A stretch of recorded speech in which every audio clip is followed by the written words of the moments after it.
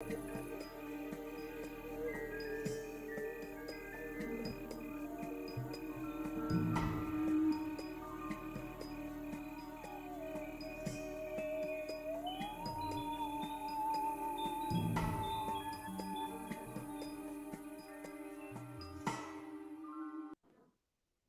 on Rise and Grind, we're going to talk about silent suffering. Yeah, that stuff that you hold in that you can never express, things that we hold on for way too long. We're going to talk about that and how to get our needs met here on Man to Man. And yeah, stay tuned just in a second.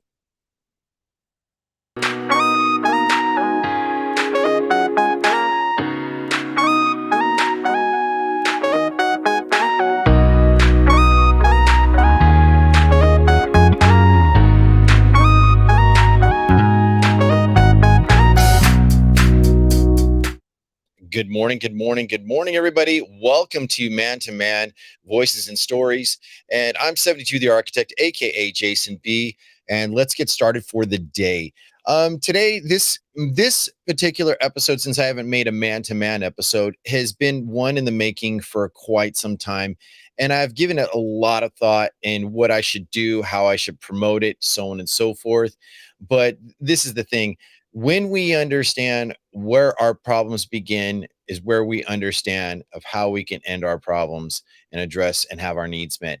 And so many people want to be heard, want to be understood, but this is really directed mostly towards men. And this is, but it's not to be segregated, because you know what, ladies also are included in these things that we're going to be doing. So this is a live recording just to let everybody know. So I'm producing live on YouTube, also Clubhouse, and I'm also recording on Podbeam so you can hear it on Audible later on. So anyhow, so when I was thinking about this particular episode, I was thinking about how can guys actually get their needs met and not just be overtaken, and why they get to a point where, it's like, hey, I don't really feel like I'm being heard, or I'm being understood. We're mislabeled. We're categorized in so many different ways for so very long, but literally the generations of men and the way that they do things has drastically changed so much, to where people are, men and women, are questioning what is really a man and how do we make him up, or what makes him a better man, and what makes him on, not to be archaic and old ways, to be displaced and really focus on what is in the now. But before I do that, I want to read a little bit about some. I took some solace in the Daily Stoic, and today it says, it's titled "Check Your Privilege," and it says, "Some people are sharp, others are dull. Some are raised in a better environment and others in worse. The latter having inferior habits, nurture will require more way of proof and careful instruction. To master these teachings and to be formed by them in the same way, their bodies in a bad state must be given a great deal of care when a perfect health is sought." Now that's from Masunius Rufus, his lectures 1.133 through 1.31 through 3. So if you want to check that out. But Ryan Holiday, according to his Daily Stoic book, he refers to that on page 225. He says, at the end of frustrating exchange, you might find yourself thinking, "Ugh, this person is such an idiot," or asking, why can't they just do things right? But not everyone has had the advantage that you've had.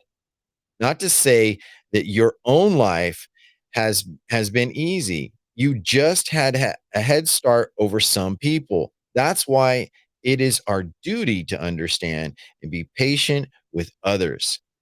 Philosophy is a spiritual formation and care of the soul. Some need more care than others. Just as you have a better metabolism or were born taller than others, the more forgiving and tolerant you can be of others, the more you can be aware of your various privileges and advantages, the more helpful and patient you will be.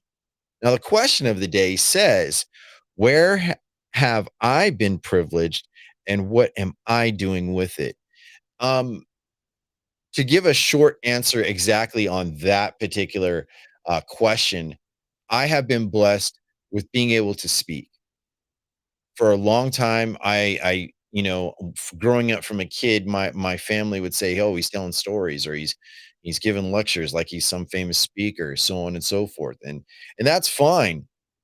I used to really take it hard and I would stuff it in and I would just be like, what is really the matter with me? Why do I feel like I have to talk, or why isn't anybody listening?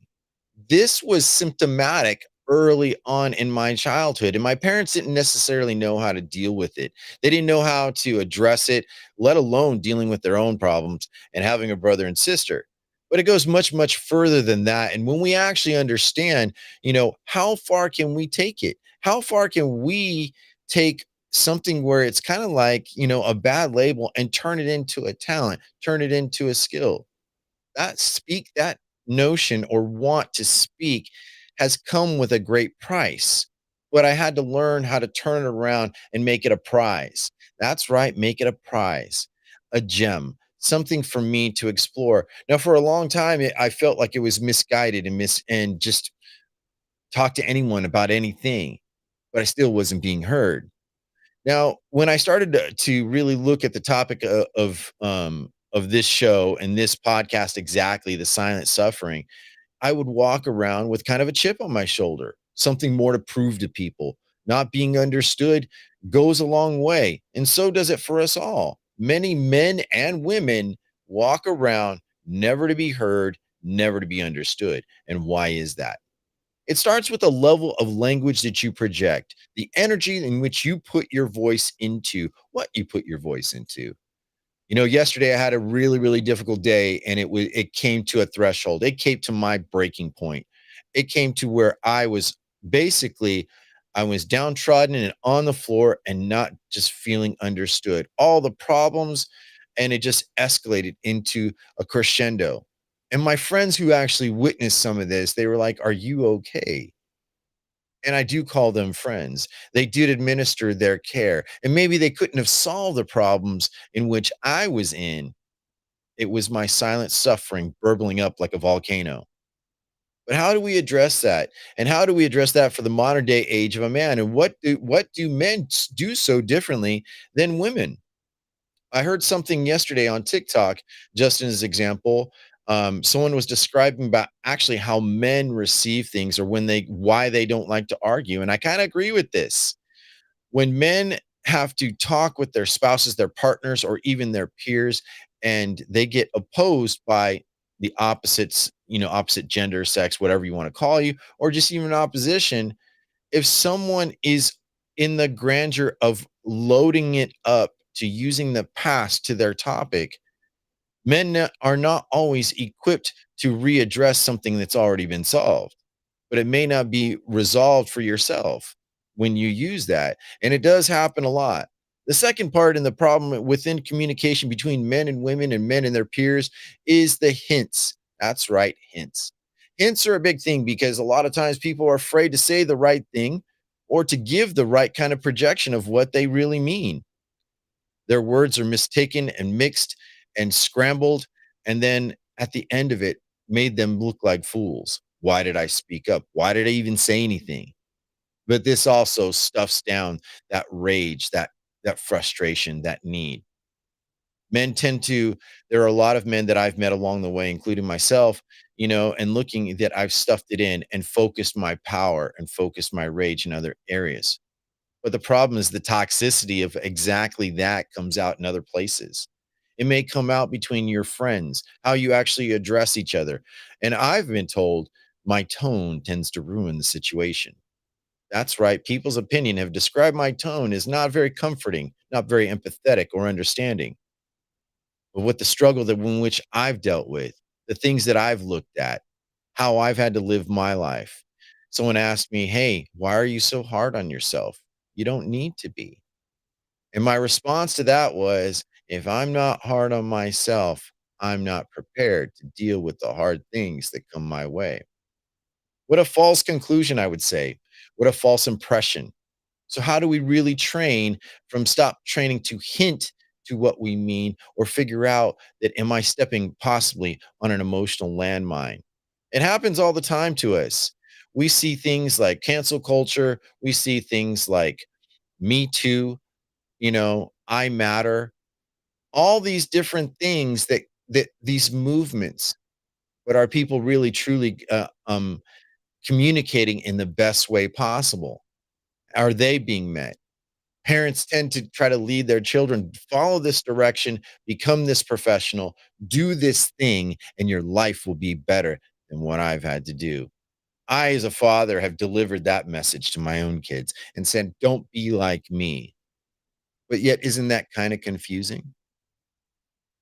The hero that I realized that I needed to set up as a father, as a future husband, a partner, was like, "Hey, I work so hard so you don't have to be like me." But what is really the problem with that if you can truly identify with what is actually taking place? That's right. What is taking place in your dichotomy? You're telling people, you're telling your kids, you're telling your peers, don't be like me because I see myself problematic. But that's not necessarily all the bad thing because there's plenty of good things to look at yourself and how to see yourself in the mirror, to understand in which ways that you can become a better person, but it doesn't mean that you have to express or lower your place. In each one of my daughters, they've always looked at me in the start as their superhero, the man that protected them, the man that covered them, held them, and so on and so forth. There are so many of us men that are fathers that have been mentors, and we didn't necessarily know what that meant.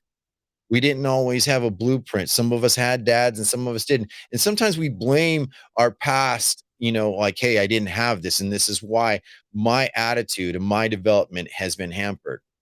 Well, my challenge to that is that you can actually you've identified the problem to people. You're not very good at communicating this way or that way. You've had to deal with a lot of suffering.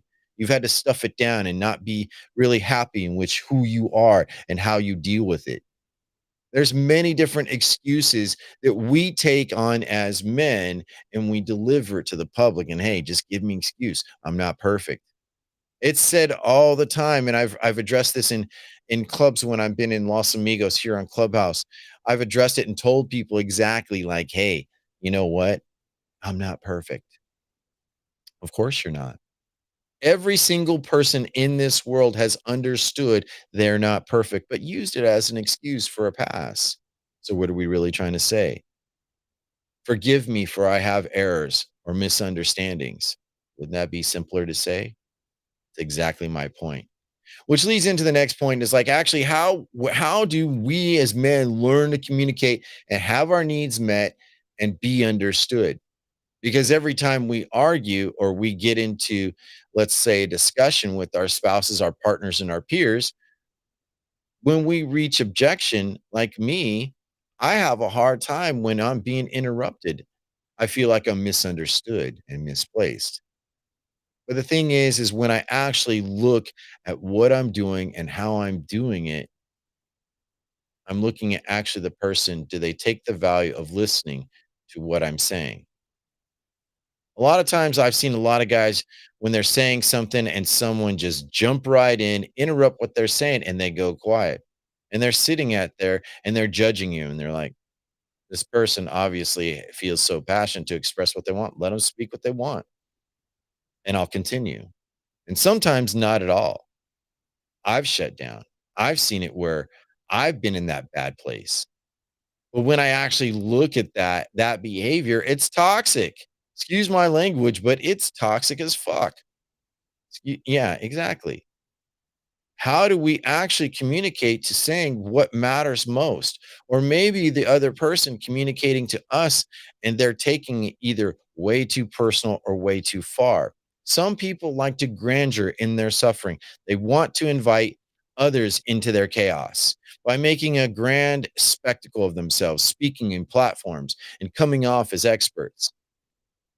But many of us men that we know on a daily basis and how we do our work is not about being a spectacle. It's about getting the things that we want and getting it done when we're in charge. Many people want to be in charge. They want the leadership because they don't want to be told what to do.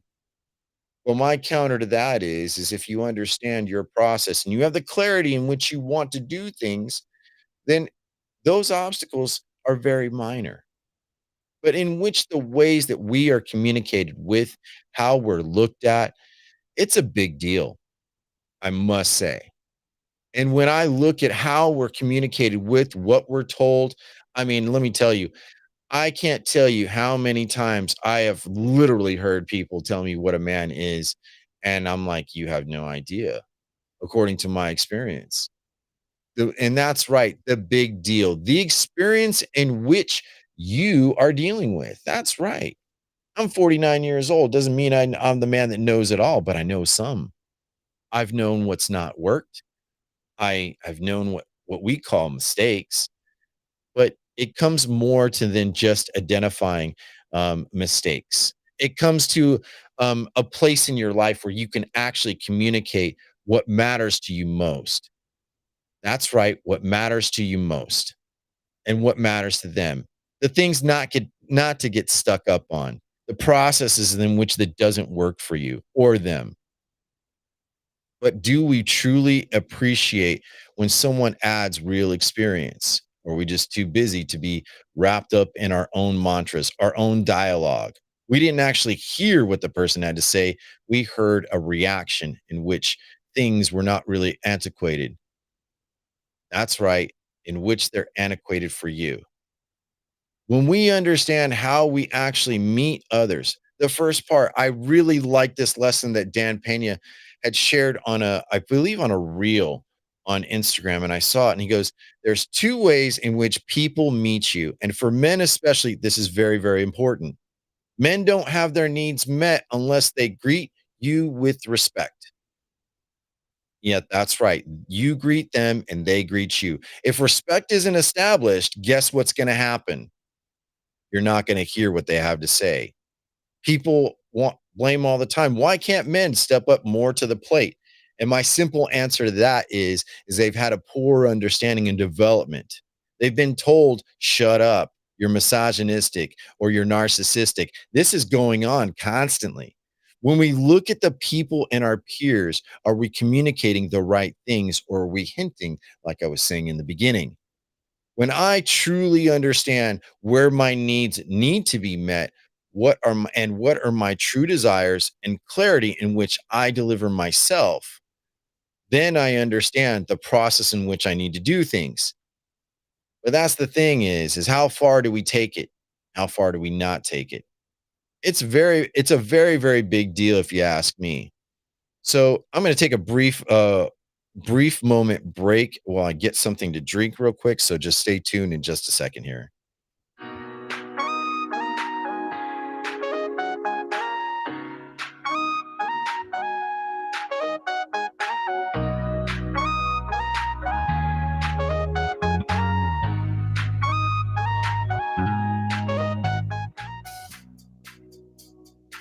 Okay, we're back. Yeah, when I start getting rolling and talking, um, that's one of the things. But getting back into the show, exactly, and really being in tune with what I'm saying, slowing your pace, knowing what you say. Now, there's a few pieces of reading material that I can strongly suggest that anyone can go and grab for their shelves, either used, brand new, whatever, what have you. There's a few books that have helped me learn how to communicate. And sometimes those lessons need to be repeated, reflected, and constantly gone over. So it is a daily delivery and not just a one time for one solution. That's the thing. Ladies and gentlemen, understand in which the ways that you deliver your package. Like I said, Dan Pena, he really said something really important. He goes, people will respect you in two ways. They will respect you on how they see you at first, and then last, what you said. Now, isn't that kind of interesting? They look at what our appearance is before they even listen or really even try to conceive on what we're saying. They'll pick things like maybe your collar is not pressed, maybe your pants look ruffled, you're wearing a print that doesn't truly represent your personality. Respect goes a long way, but that vanity of respect or the respect of vanity goes even further because it's visual and people can actually contextually touch on it. That's right, they can touch on it. And when it doesn't necessarily work out for us, how do we recover? More people will spend more time trying to retrieve their respect or trying to reestablish it than actually getting it. This is a fact. This isn't by accident.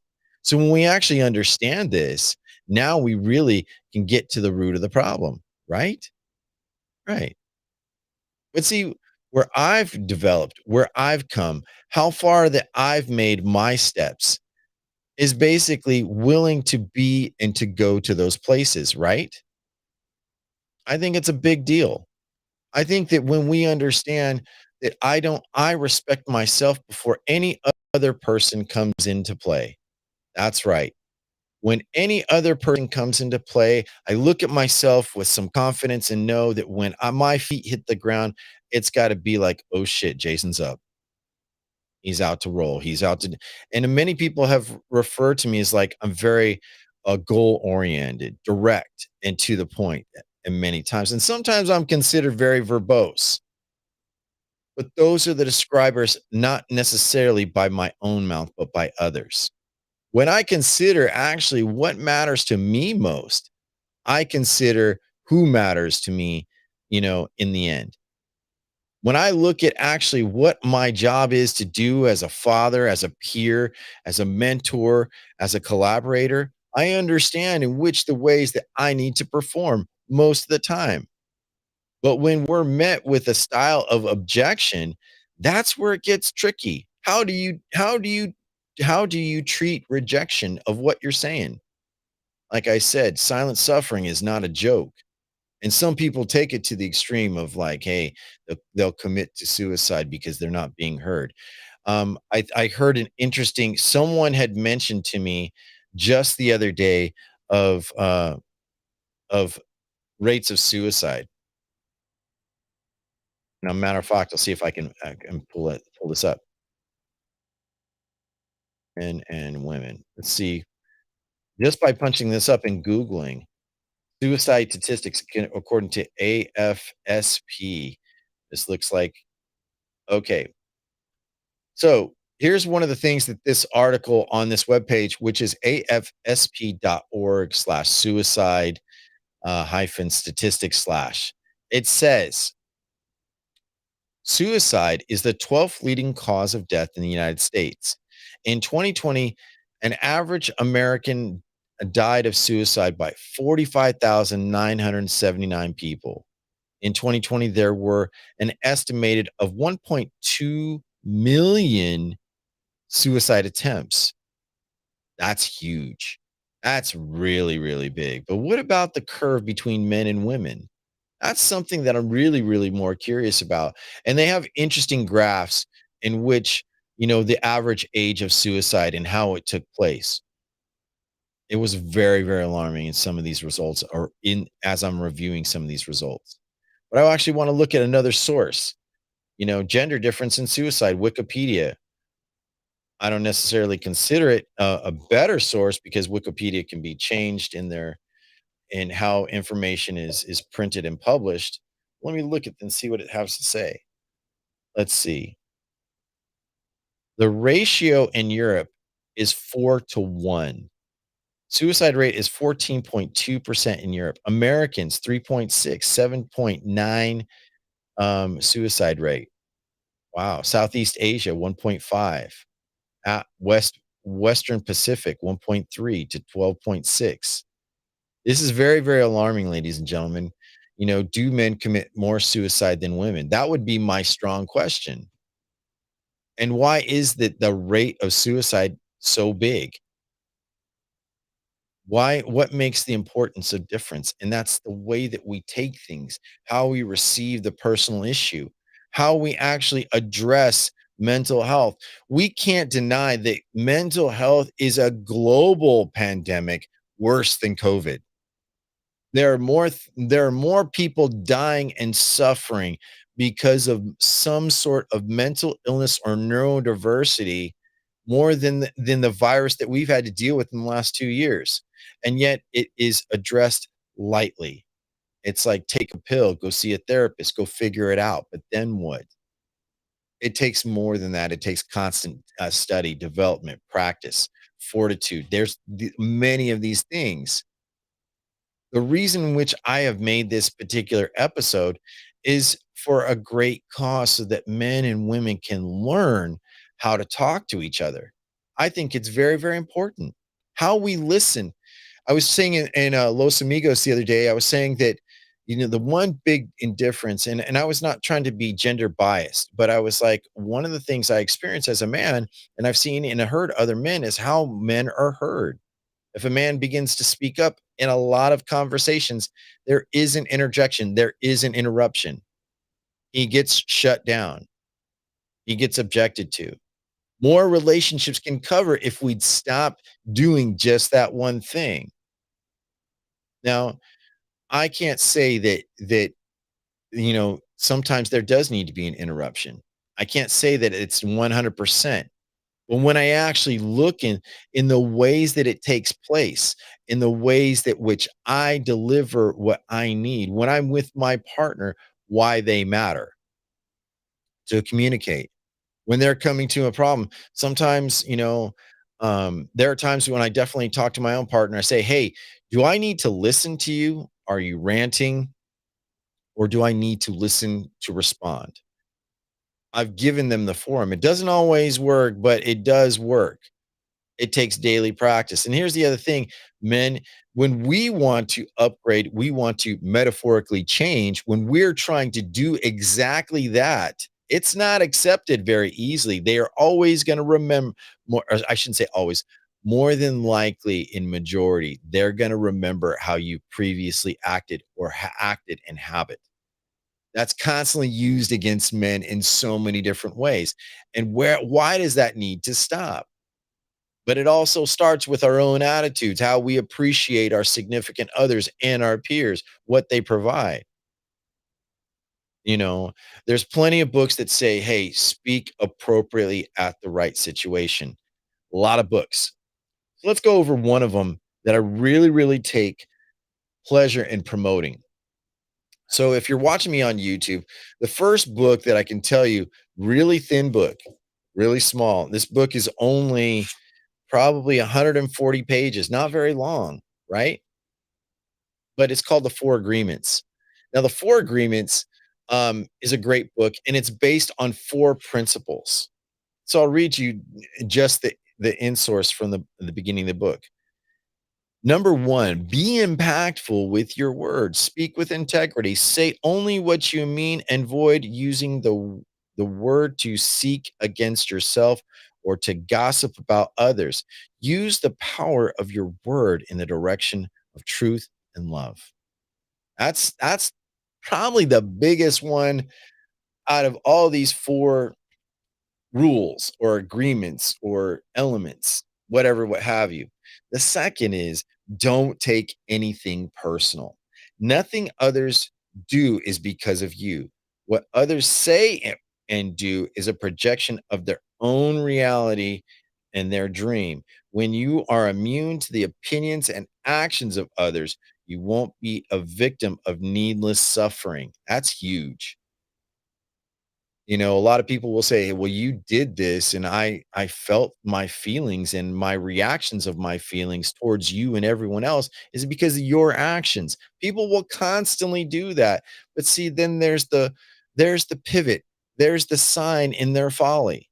That's right, the sign in their folly.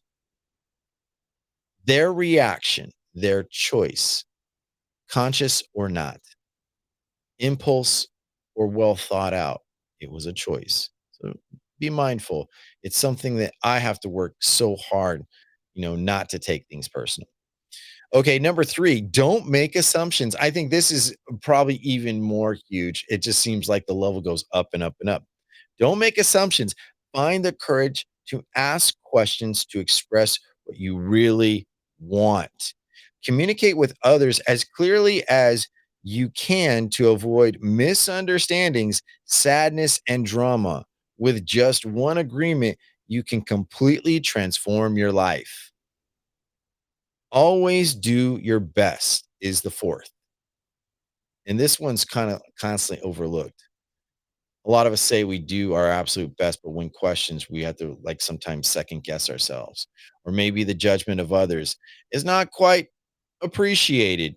When we're giving our best, that's when we alleviate ourselves. Well, hey, I'm not perfect. I did the best that I could.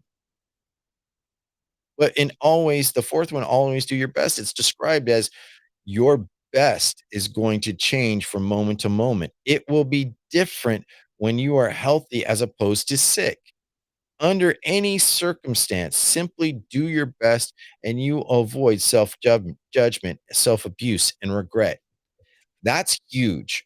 And I'll put the and on my YouTube, I'll put a source where you can find this book. Don Miguel Ruiz wrote this, and it's a Toltec wisdom book. It comes, you can buy it probably in a series, which I'm going to talk about next. Um, the Mastery of Love, which is the next book, and then there's, I believe, the Book of Wisdom. So you can buy these 3 books for about probably 30 bucks or maybe a little more. Anyhow, getting back to the meat and potatoes. Knowing what you're gonna say, why you're gonna say it, how you mean it, not assuming, not loading with "I think" or vague terms, and not assuming what people are gonna understand while committing to your best is the 4 agreements. That's right. So when we look at all these different things, and these wisdoms, these are things you just can't read once. These are things you're going to have to put into practice and study over and over, like training, as if you were trying to train for a marathon or some great sporting event or even an intellectual event, a debate. You're going to have to put work into those words. You can't just read it once and expect to memorize it, because these wisdoms, these things, these knowledge pieces are to help you formulate a better self awareness. Why I'm pointing this out in silent suffering, because the way that we can communicate with patience, integrity, manners. That's right. If we pause to let you speak because you're interrupting, it's because our message can be at times more powerful and meaningful than your banter or your response, but you're gonna have to decide that. And it's just like, and if it happens, it chops a guy down when we are not heard. We get like, hey, boom, boom, boom. Why? And we get that victim mentality. And I for one have definitely been there. I've been in the victim place. It's not been comfortable. It didn't happen overnight. These false identities that we adopt.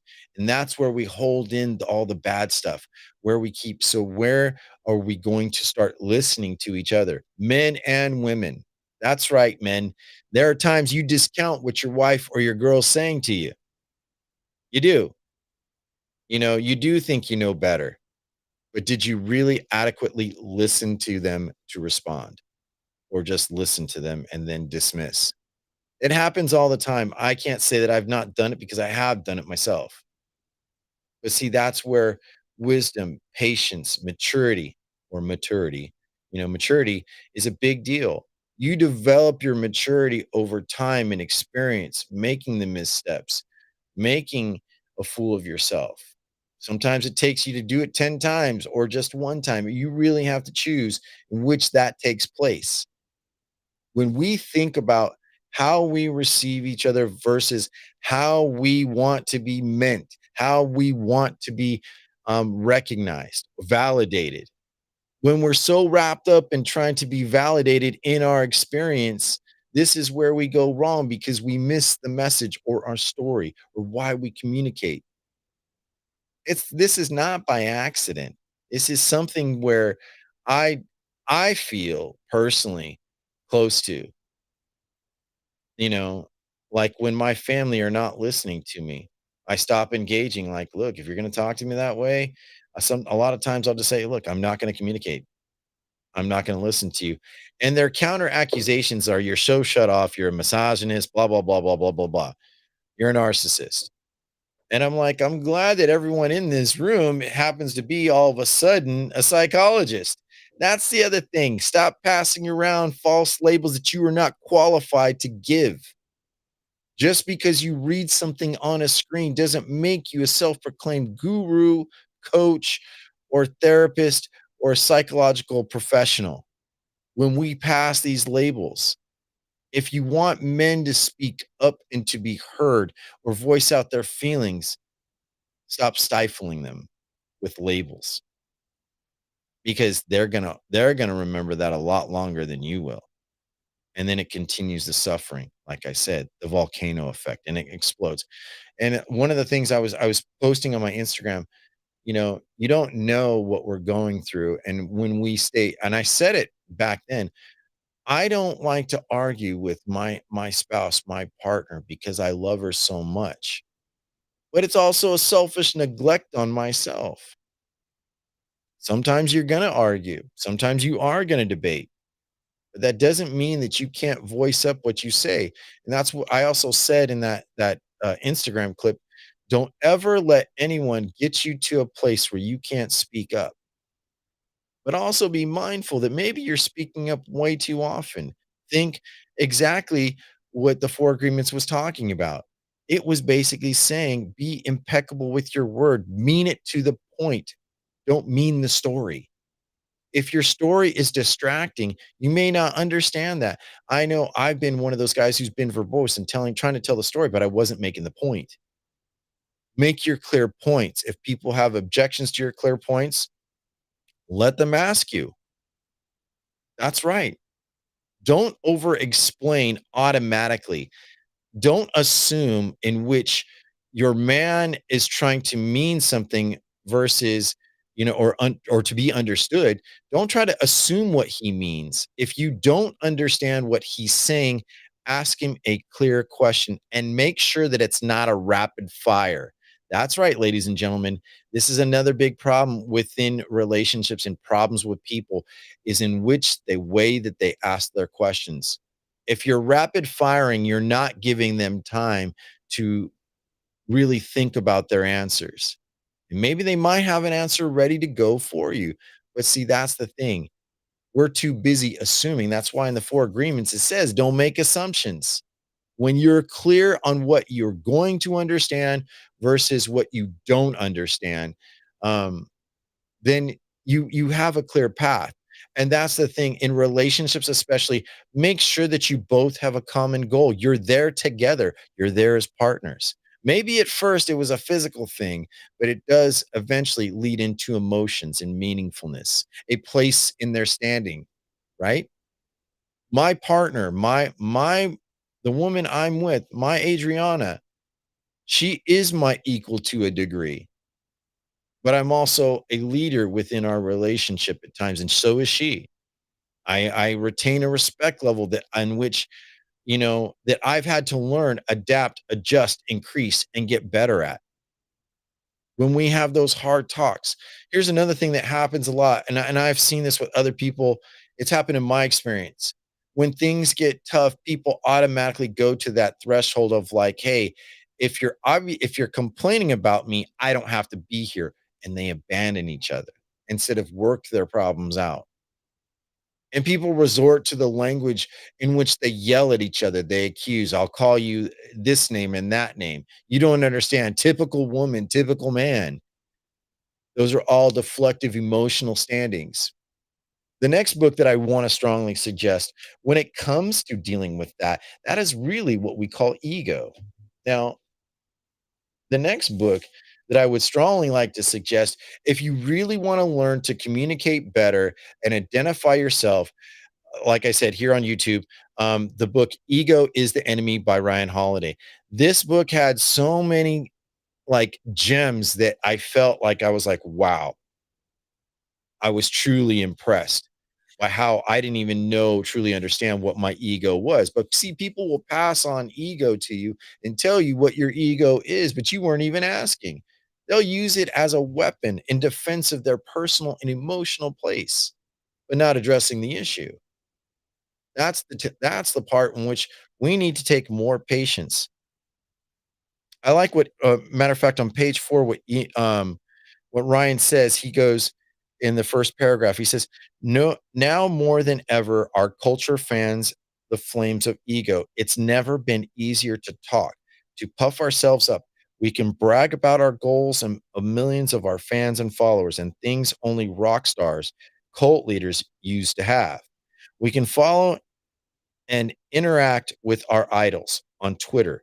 We read books and sites and watch TED Talks. Drink from firehouse inspiration and validation like never before. There's an app for that. We name ourselves CEOs of our exist only on paper and company. And we announce big news on social media and let the congratulations roll in. We can publish articles about ourselves in outlets that used to be sources of objective journalism. That's huge. What that's basically saying, anyone can be a star, anyone can be a showboater, anyone can be an influencer. We've seen time and time again the average Joe become a millionaire within days. We've seen guys like, I hate to bring these guys up, but I think they're people trash them, but I think they're a great example in which we can learn about ego. I've heard more people throw shade on, for example, the Island Boys. They made a clip that got 20 million views, and all of a sudden people wanted to get on the bandwagon and trash them for their tattoos and their crazy haircuts. I too dismissed them. I didn't really pay attention, but I paid attention to the level of attention in which they got and the attention they had to defend. Now, those boys are immature. They're in their 20s. They don't know, foot from ass, in my opinion. But that doesn't mean that they're not gonna develop and mature and grow up. And constantly they get berated and talked. There's plenty more examples, but I'm just using them as a brief example. I don't think they're bad guys at all. I just think they're misguided. They've got money, they got things to blow, they got places to go and see, and people wanna get in their circle to tear them down, to be a part of their success or be successful themselves. How does that matter in silent suffering? It's exactly the point that I've been trying to make all along. When we silent suffer, we want to be the greatest. We tend to want to be respected and understood. But if we can't speak up and everyone's just over talking us, interrupting us, where do we go? Right? That leads my then the next book that I will suggest to anyone. For example, this is an age-old book. This book is probably 100 years old. How to Win Friends and Influence People. Dale Carnegie gives blueprints in how to actually engage with conversations, engage with being understood, performing when it's necessary and not, engaging when you do need to say something and when absolutely stay quiet and let others pass. Letting the floating emotional landmines go. It's a big, big deal. Now, I'm gonna bring this, show to a close. I'll probably do a part 2, maybe in the next day or 2, but I just wanted to get this started. I'm here at basically almost 45 minutes, but I just wanna say thank you to all those listeners who've come in and out. I definitely appreciate you. If you want men, I will say this clearly, if you're not sure about your identity, you might not be sure about how you can communicate. Find your identity with your voice and stand in tune and stand in flow with what you can achieve and get better. You're not going to be perfect. You're not going to have it all figured out. But just remember, you're going to evolve from all of this. Whether you're a father, a single male, a boy, doesn't matter. We all change. We all change over time. Don't let those judgments from the past to the present be permanent. Grow and move on. And that's what I want to say. Well, anyhow, that's all the time that I have for Man to Man Voices and Stories, Silent Suffering. Thank you all for those who've come out and listened. I appreciate you. If you want to check this out on replays, it's available for you on YouTube and Twitter Spaces. That's right. So if you want to go over to YouTube as well as on my Clubhouse, this will be a recorded talk available for anyone, and as well as Podbean, which means I'm going to publish this on Audible. I've had a great time talking about silent sufferings and how to process through it, how to have your needs met, how to have your voice, be truly heard, knowing what you're saying for a reason. That's the big deal. Anyhow, so we'll see you all next time on Man to Man. Hopefully, I'll do another episode. Maybe I'll probably do this Saturday. And if on Saturday, I'll probably do it at 8 a.m. Pacific Standard Time, which is what is it, 10 o'clock Mountain Central and 11 o'clock a.m. Eastern Standard Time, which is like I think 5 or 6 GMT. So for those listeners in the UK, it'll be available. But hey, share the talk. If you found value, I appreciate it. And yeah, and that's all the time I have. Oh, hey, Samantha, good to see you on Clubhouse. I'm going to be ending the show. Thank you so much, everyone. We'll see you all next time.